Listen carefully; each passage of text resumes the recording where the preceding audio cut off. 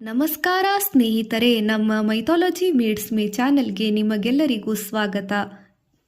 ಸರಳ ಸುಂದರ ಕಾಂಡ. ಶ್ರೀ ಸೀತಾರಾಮ ಹನುಮದ್ಭ್ಯೋ ನಮಃ. ಶ್ರೀ ಗುರುಭ್ಯೋ ನಮಃ. ಸೀತಾಮಾತೆಗೆ ಶುಭ ಶಕುನ. ರಾವಣನ ಮಾತುಗಳನ್ನಾಲಿಸಿದ ಸೀತೆ ಭಯದಿಂದ ಕಂಗೆಟ್ಟಳು. ಅನಾಥೆಯಾದ ಬಾಲಕಿಯಂತೆ ರೋಧಿಸಿದ ಆಕೆ ತನಗೆ ಸಾವು ಬಾರದೆ ಎಂದು ದುಃಖಿಸಿದಳು. ರಾವಣನ ಕೈಲಿ ಸಾವಿಗಿಂತ ಆತ್ಮಹತ್ಯೆ ಲೇಸು ಎಂದು ತೀರ್ಮಾನಕ್ಕೆ ಬಂದಳು. ಕೆಲವೇ ದಿನಗಳಲ್ಲಿ ರಾವಣನಿತ್ತ ಅವಧಿ ಮುಗಿಯುತ್ತದೆ. ನನ್ನನ್ನು ಅವರು ಕೊಲ್ಲುವರು. ಅದರ ಬದಲಿಗೆ ನಾನೇ ಸಾಯುವುದು ಪಾಪವಲ್ಲ. ಆಪತ್ಕಾಲದಲ್ಲಿ ಆತ್ಮಹತ್ಯೆ ಪಾಪವಲ್ಲ. ರಾಮನಾದರೆ ನನ್ನ ಸಾವಿನ ನಂತರ ಬೇರೆ ಸ್ತ್ರೀಯರೊಡನೆ ವಿಹರಿಸಬಹುದು, ಆದರೆ ತಾನು ಬದುಕಿ ಸುಖವಿಲ್ಲ. ಹೀಗಿರುವುದರಿಂದ ಆತ್ಮಹತ್ಯೆ ಸರಿ ಎಂದು ನಿರ್ಧರಿಸಿ ಜಡೆಯಿಂದ ನೇಣು ಹಾಕಿಕೊಳ್ಳಲು ಯತ್ನಿಸಿದಳು. ಆಗ ಸೀತೆಗೆ ಶುಭಶಕುನಗಳಾದವು. ಅವಳ ಬಲಗಣ್ಣು ಅದುರಿತು, ಎಡತೋಳು ಹಾರಿತು. ಹಿಂದೆ ಇಂಥ ಶಕುನಗಳು ತೋರಿದಾಗ ಆಕೆಗೆ ಶುಭ ಫಲಗಳೇ ಆಗಿದ್ದವು. ಇದರಿಂದ ಆಕೆಯ ಕುಂದಿದ ಉತ್ಸಾಹ ಮತ್ತೆ ಚಿಗುರಿತು. ರಾಹುವಿನಿಂದ ಬಿಡುಗಡೆಯಾದ ಪೂರ್ಣಚಂದ್ರನಂತೆ ಸೀತೆ ಶೋಭಿತಳಾದಳು. ಆಕೆಯ ಕಣ್ಣುಗಳು ಕಾಂತೆಯಿಂದ ಮತ್ತೆ ಶೋಭಿಸಿದವು. ಶೋಕವು ತಗ್ಗಿ ಮನದ ಬೇಸರ ಕಡಿಮೆಯಾಯಿತು. ಆಕೆಯ ಮುಖ ಶುಕ್ಲ ಪಕ್ಷದ ಚಂದ್ರನಂತೆ ಶೋಭಿಸಿತು. ಹನುಮಂತನು ಮರದ ಕೊಂಬೆ ಮೇಲೆ ಕುಳಿತು ತ್ರಿಜಟೆಯ ಸ್ವಪ್ನ ವೃತ್ತಾಂತ, ಸೀತೆಯ ದುಃಖ, ರಾಕ್ಷಸಿಯರ ಬೆದರಿಕೆ ಎಲ್ಲವನ್ನೂ ನೋಡಿದನು. ಆಗ ಜ್ಞಾನಿಯಾದ ಆತನು ಹೀಗೆ ಯೋಚಿಸಿದನು. ಹಲವಾರು ಕಪಿಗಳು ಸೀತೆಯನ್ನು ಹುಡುಕಿದರೂ ನನಗೆ ಆಕೆ ಗೋಚರಿಸಿದಳು. ಇಲ್ಲಿ ಬಂದ ನಂತರ ಎಲ್ಲ ವಿಚಾರ ನನಗೆ ತಿಳಿಯಿತು. ರಾಕ್ಷಸರ ಬಲ, ಲಂಕೆಯ ಸ್ಥಿತಿಯ ಅರಿವು ನನಗಾಯಿತು. ಈಗ ನಾನು ಕೂಡಲೇ ರಾಮಪತ್ನಿಯ ದುಃಖವನ್ನು ನಿವಾರಿಸಬೇಕು. ಆಕೆಯನ್ನು ಸಮಾಧಾನಗೊಳಿಸಬೇಕು. ಸೀತಾಮಾತೆ ದುಃಖವನ್ನು ಕಂಡಂತಿಲ್ಲ. ಆದ್ದರಿಂದ ಮೊದಲು ಆಕೆಯೊಡನೆ ಮಾತನಾಡಬೇಕು. ಮಾತನಾಡದೆ ಹಿಂತಿರುಗಿದರೆ ಈಕೆ ದುಃಖದಿಂದಲೇ ಪ್ರಾಣವನ್ನು ತೊರೆಯಬಹುದು ಎಂದು ಯೋಚಿಸಿದನು. ಆದುದರಿಂದ ನಾನು ಈಕೆಯನ್ನು ಸಮಾಧಾನಗೊಳಿಸಿ ರಾಮ ಸುಗ್ರೀವರೊಡನೆ ಕಪಿಸೇನಾ ಸಮೇತನಾಗಿ ಇಲ್ಲಿಗೆ ಬರುವುದೇ ಒಳ್ಳೆಯದು ಎಂದು ಅಂಜನಾಪುತ್ರನು ನಿರ್ಧರಿಸಿದನು. ತಾನು ಸಂಸ್ಕೃತದಲ್ಲಿ ಮಾತನಾಡಿದರೆ ರಾಕ್ಷಸನ ಮಾಯೆ ಎಂದೆನಿಸಬಹುದು. ಯುದ್ಧ ಮಾಡಿದರೆ ರಾಕ್ಷಸಿಯರು ಪರಿಸ್ಥಿತಿ ಕೆಡಿಸಬಹುದು, ನನ್ನನ್ನು ತಡೆಯಬಹುದು. ಹೀಗೆ ಚಿಂತಿಸಿದ ಆಂಜನೇಯನು ಶ್ರೀರಾಮನ ಯೋಗಕ್ಷೇಮದ ಬಗ್ಗೆ ಸೀತೆಗೆ ನಾನು ದೃಢಪಡಿಸಿ ಧೈರ್ಯ ನೀಡಬೇಕು, ಆಕೆಯಲ್ಲಿ ನಂಬಿಕೆ ಹುಟ್ಟಿಸಿ ರಾಮಕಥಾ ಕೀರ್ತನೆ ಮಾಡಬೇಕು ಎಂದು ನಿರ್ಧರಿಸಿದನು. ಆ ಹೊತ್ತಿಗೆ ಕಾವಲು ರಾಕ್ಷಸಿಯರಿಗೆ ಗಾಢ ನಿದ್ರೆ ಬಂದಿತು. ಶ್ರೀರಾಮನ ಕಥಾ ಕೀರ್ತನೆ. ವಾಯುಸುತನು ಸೀತೆಗೆ ಕೇಳಿಸುವಂತೆ ಇಂಪಾಗಿ ಶ್ರೀರಾಮ ಕಥೆಯನ್ನು ಹಾಡಿದನು. ಇಕ್ಷ್ವಾಕು ವಂಶದಲ್ಲಿ ದಶರಥನೆಂಬ ರಾಜ ಪರಾಕ್ರಮಿ, ಉದಾರಶೀಲ, ಸತ್ಯಪರ ಹಾಗೂ ಪ್ರಜಾಪಾಲಕನಾಗಿದ್ದನು. ದಶರಥನಿಗೆ ಶ್ರೀರಾಮನೆಂಬ ಶ್ರೇಷ್ಠ ಧನುರ್ಧರ ಮಹಾವೀರನಾದ ಜ್ಯೇಷ್ಠ ಪುತ್ರನಿದ್ದನು. ಸಕಲ ವಿದ್ಯಾ ಪಾರಂಗತನಾದ ರಾಮನು ಧರ್ಮದ ಪ್ರತಿರೂಪವಾಗಿದ್ದನು. ಸರ್ವ ಪ್ರಜಾ ರಕ್ಷಕನೂ ಆಗಿದ್ದನು. ಪಿತೃವಾಕ್ಯ ಪರಿಪಾಲಕನಾದ ರಾಮನು ಲಕ್ಷ್ಮಣ ಸೀತೆಯರೊಡನೆ ವನವಾಸಕ್ಕೆ ಬರಬೇಕಾಯಿತು. ದಂಡಕಾರಣ್ಯದಲ್ಲಿ ಆತನು ಪೀಠಕರಾದ ಅನೇಕ ರಾಕ್ಷಸರನ್ನು ಕೊಂದನು. ಇದರಿಂದ ರಾವಣನಿಗೆ ಕೋಪ ಬಂತು. ಮಾಯಾಮೃಗದ ನೆಪದಲ್ಲಿ ರಾಮನನ್ನು ವಂಚಿಸಿ ಆತನ ಪ್ರಿಯ ಪತ್ನಿ ಸೀತೆಯನ್ನು ಅಪಹರಿಸಿದನು. ರಾಮನು ಆಕೆಯನ್ನು ಅರಣ್ಯದಲ್ಲಿ ಹುಡುಕುತ್ತಿದ್ದಾನೆ. ಸುಗ್ರೀವನ ಸಖ್ಯವಾಯಿತು. ವಾಲಿಯಿಂದ ರಾಮನು ಆತನಿಗೆ ರಾಜ್ಯ ಕೊಡಿಸಿದನು. ವಾಲಿಯನ್ನು ಕೊಂದನು.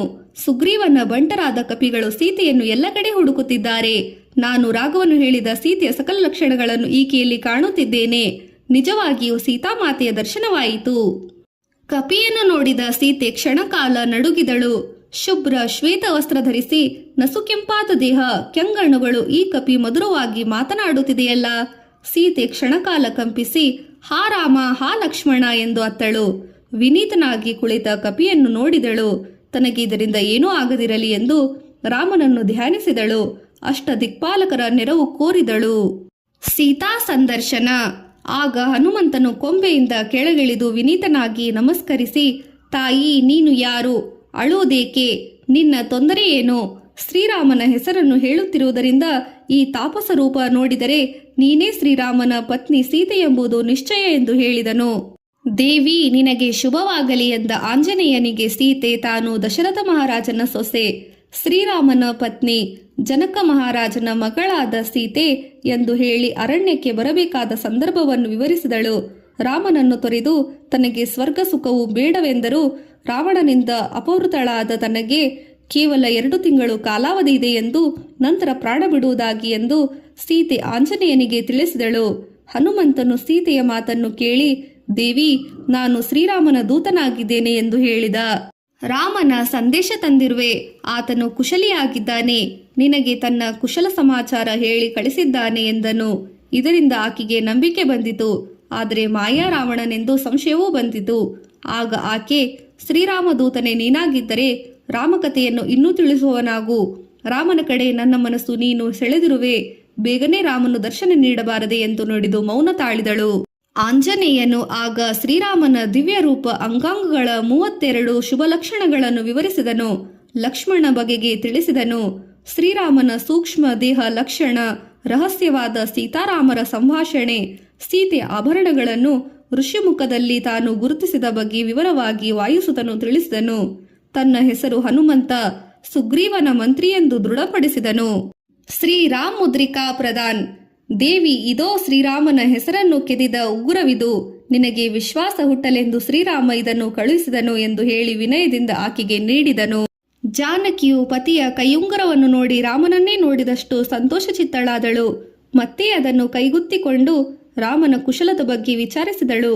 ಶ್ರೀರಾಮನು ಸೇನೆಯೊಡನೆ ಇಲ್ಲಿಗೆ ಬರುವನೇ ಎಂದು ದೃಢಪಡಿಸಿಕೊಂಡಳು. ರಾಮನು ಸದಾ ತನ್ನ ಬಗ್ಗೆ ಯೋಚಿಸುತ್ತಿರುವುದನ್ನು ಕೇಳಿ ತಿಳಿದು ದುಃಖಿತಳಾಗಿ ಮೂಡು ಮುಸುಕಿದ ಚಂದ್ರನಂತೆ ಕಾಣಿಸುತ್ತಿದ್ದಳು. ಸೀತೆಯು ಹನುಮಂತನಿಗೆ, ಹೇ ಹನುಮಂತನೇ, ಶ್ರೀರಾಮನು ನನ್ನ ನೆನಪಿನಲ್ಲಿ ಇರುವನೆಂದು ತಿಳಿದು ಸಂತೋಷವಾದರೆ ಇಲ್ಲಿ ನಾನು ವಿಷವನ್ನೇ ಉಣ್ಣುತ್ತೇನೆ. ರಾಮ, ಲಕ್ಷ್ಮಣ, ನಾನು ವ್ಯಸನದ ಸುಳಿಯಲ್ಲಿ ಸಿಕ್ಕಿ ದಿಕ್ಕಾಡದೇ ಇದ್ದೇವೆ. ವಿಭೀಷಣನು ನನ್ನನ್ನು ರಾಮನಿಗೆ ಒಪ್ಪಿಸೆಂದು ಎಷ್ಟೇ ಬುದ್ಧಿ ಹೇಳಿದರೂ ರಾವಣ ಒಪ್ಪಲಿಲ್ಲ. ಅವನಿಗೆ ಮೃತ್ಯು ಕಾದಿದೆ ಎಂಬುದು ಖಚಿತ. ವಿಭೀಷಣನ ಮಗಳು ಅನಲೆ ಈ ವಿಚಾರವನ್ನು ನನಗೆ ತಿಳಿಸಿದಳು. ರಾಮನು ಈ ರಾಕ್ಷಸರನ್ನು ಧ್ವಂಸ ಮಾಡುವನೆಂದು ಸಂಶಯವಿಲ್ಲ, ಅದು ಎಲ್ಲರಿಗೂ ತಿಳಿದಿದೆ ಎಂದು ಸೀತೆ ಹೇಳಿದಳು. ಆಂಜನೇಯನು, ತಾಯಿ, ನಾನು ನಿನ್ನ ವಿಷಯ ತಿಳಿದಾಕ್ಷಣ ರಾಮನು ಇಲ್ಲಿಗೆ ಬರುವುದು ಖಚಿತ. ಈಗಲೇ ಬೇಕಾದರೆ ನನ್ನ ಬೆನ್ನ ಮೇಲೆ ಕೂರಿಸಿಕೊಂಡು ನಿನ್ನನ್ನು ಕರೆದೊಯ್ಯುವೆ ಎಂದು ನುಡಿದನು. ಇದನ್ನು ಕೇಳಿದ ಸೀತೆ, ಹನುಮ, ನನ್ನನ್ನು ಹೊತ್ತು ಒಯ್ಯುವೆಯಾ ಎಂದು ಸಂದೇಹದಿಂದ ಕೇಳಿದಳು. ಆಗ ವಾಯುಪುತ್ರನು ತನ್ನ ದೇಹವನ್ನು ಪರ್ವತಾಕಾರವಾಗಿ ಬೆಳೆಸಿದನು. ಸೀತೆಗೆ ಅವನ ಪರಾಕ್ರಮ ತಿಳಿದಿದೆ, ಆದರೆ ಇದು ಅಷ್ಟು ಸರಿಯಾಗಿ ಕಾಣುವುದಿಲ್ಲ. ರಾಕ್ಷಸರು ನಿನ್ನನ್ನು ಬಾಧಿಸಬಹುದು. ನೀನು ಸಮರ್ಥನಾದರೂ ರಾಮನೇ ನನ್ನನ್ನು ಕರೆದೊಯ್ಯುವುದು ಧರ್ಮ ಮಾರ್ಗವಾಗಿದೆ. ಶ್ರೀರಾಮನೇ ಬಂದು ರಾವಣನ ಸಂಹಾರ ಮಾಡಿ ನನ್ನನ್ನು ಬಿಡಿಸಿಕೊಂಡಿದ್ದರೆ ಇದು ಸೂಕ್ತವಾಗುತ್ತದೆ. ನನ್ನ ಪತಿಗೆ ಇಲ್ಲಿಗೆ ಲಕ್ಷ್ಮಣ, ಸುಗ್ರೀವ ಸೇನಾ ಸಮೇತನಾಗಿ ಬೇಗನೆ ಬರುವಂತೆ ಮಾಡು. ಇದರಿಂದ ನನಗೆ ಅಪಾರ ಸಂತೋಷವಾಗುತ್ತದೆ ಎಂದಳು. ಹನುಮಂತನು ಸೀತೆಯ ಮಾತಿನಿಂದ ಹರ್ಷಿತನಾಗಿ, ಇದು ಪತಿವ್ರತೆಯ ಯೋಗ್ಯವಾದ ಮಾತುಗಳು. ಶ್ರೀರಾಮನನ್ನು ಬಿಟ್ಟು ಪರಪುರುಷನನ್ನು ಸ್ಪರ್ಶಿಸಲಾರೆ ಎಂದು ನಿನ್ನ ಮಾತು ಯುಕ್ತವೇ ಆಗಿದೆ. ನಿನ್ನ ಈ ಸಂಗತಿಯನ್ನು ವಿವರವಾಗಿ ಶ್ರೀರಾಮನಿಗೆ ತಿಳಿಸುತ್ತೇನೆ. ನಿನ್ನ ಸಮಾಧಾನಕ್ಕಾಗಿ ಕರೆದೊಯ್ಯುವೆ ಎಂದು ಹೇಳಿದೆ. ನೀನು ನನ್ನ ಜೊತೆ ಬರಲು ಸಾಧ್ಯವಿಲ್ಲವಾದರೆ ನಿನ್ನನ್ನು ನೋಡಿದ ಕುರುವಾಗಿ ಸಾಕ್ಷಿಯಾಗಿ ಒಂದು ವಸ್ತುವನ್ನು ಕೊಡು ಎಂದು ನುಡಿದನು. ಸೀತೆಯ ಸಂದೇಶ. ಸೀತೆಯು ಗದ್ಗದ ಸ್ವರದಲ್ಲಿ, ನಿನಗೆ ಒಂದು ರಹಸ್ಯದ ವಿಷಯ ತಿಳಿಸುವೆ, ಅದನ್ನು ರಾಮನಿಗೆ ಹೇಳು. ಹಿಂದೆ ನಾವು ಚಿತ್ರಕೂಟ ಪರ್ವತದ ಬಳಿ ಮಂದಾಕಿನಿ ತೀರದ ಸಿದ್ಧಾಶ್ರಮದಲ್ಲಿದ್ದೆವು. ಆಗ ನಾನು ಏಕಾಂತದಲ್ಲಿ ರಾಮನ ತೊಡೆಯ ಮೇಲೆ ಕುಳಿತಿದ್ದೆ. ಕಾಗೆಯೊಂದು ಬಂದು ನನ್ನನ್ನು ಕುಕ್ಕಿತು. ನಾನು ಅದನ್ನು ಓಡಿಸಲು ಯತ್ನಿಸಿದೆ. ರಾಮನನ್ನು ಎಬ್ಬಿಸದೆ ನನ್ನ ನೋವು ತಡೆದುಕೊಂಡೆ. ನಂತರ ಆ ಕಾಗೆ ನನ್ನ ಎದೆಯನ್ನು ಚುಚ್ಚಿ ಗಾಯಗೊಳಿಸಿತು. ಅದರಿಂದ ತೊಡಕಿದ ಬಿಸಿ ರಕ್ತದ ಹನಿಗಳು ರಾಮನ ಮೇಲೆ ಸುರಿದವು. ಬೇರೆ ಉಪಾಯ ಕಾಣದೆ ರಾಮನನ್ನು ಎಚ್ಚರಿಸಿದೆ. ನನ್ನ ಎದೆಯ ಗಾಯ ನೋಡಿ ಕುಪಿತನಾದ ರಾಮನು ಆ ಕಾಗೆಯ ಮೇಲೆ ದರ್ಬೆಯನ್ನು ಮಂತ್ರಿಸಿ ಬಿಟ್ಟನು. ಕಾಗೆ ಓಡಿತು, ದರ್ಬೆ ಬೆನ್ನಟ್ಟಿತು. ಇಂದ್ರನ ಮಗ ಜಯಂತನನ್ನು ಕಾಗೆಯ ರೂಪದಿಂದ ಬಂದಿದ್ದನು. ಅವನನ್ನು ಬ್ರಹ್ಮಾಸ್ತ್ರವಾದ ದರ್ಬೆಯಿಂದ ಯಾರೂ ರಕ್ಷಿಸಲಾಗಲಿಲ್ಲ. ನಂತರ ಕಾಗೆ ರಾಮನಿಗೆ ಶರಣಾಯಿತು. ಬ್ರಹ್ಮಾಸ್ತ್ರ ವ್ಯರ್ಥವಾಗದು, ಅದರಿಂದ ನಿನ್ನ ಬಲಗಳನ್ನು ನಾಶಪಡಿಸುತ್ತದೆ ಎಂದನು. ಇದು ಶ್ರೀರಾಮನ ಪರಾಕ್ರಮದ ರಹಸ್ಯ ಘಟನೆ. ಇದನ್ನು ನನ್ನ ಪ್ರಿಯನಿಗೆ ನೆನಪಿಸು. ರಾಕ್ಷಸರ ಮೇಲೆ ಅಸ್ತ್ರವನ್ನು ಬಳಸು ಎಂದು ರಾಮನಿಗೆ ಹೇಳು. ಹೀಗೆ ಸೀತೆ ಹನುಮಂತನಿಗೆ ಕಣ್ಣೀರು ಸುರಿಸುತ್ತಾ ಹೇಳಿದಳು. ಚೂಡಾಮಣಿ ಸ್ವೀಕಾರ. ಸೀತಾ ತನಗೆ ಈಗ 1 ತಿಂಗಳು ಮಾತ್ರ ಕಾಲಾವಕಾಶ ಇದೆ ಎಂದಳು. ಅಷ್ಟರೊಳಗೆ ಪಾರು ಮಾಡಬೇಕೆಂದು ಶ್ರೀರಾಮನಿಗೆ ತಿಳಿಸಿ ಎಂದು ವಿನಪಿಸಿದಳು.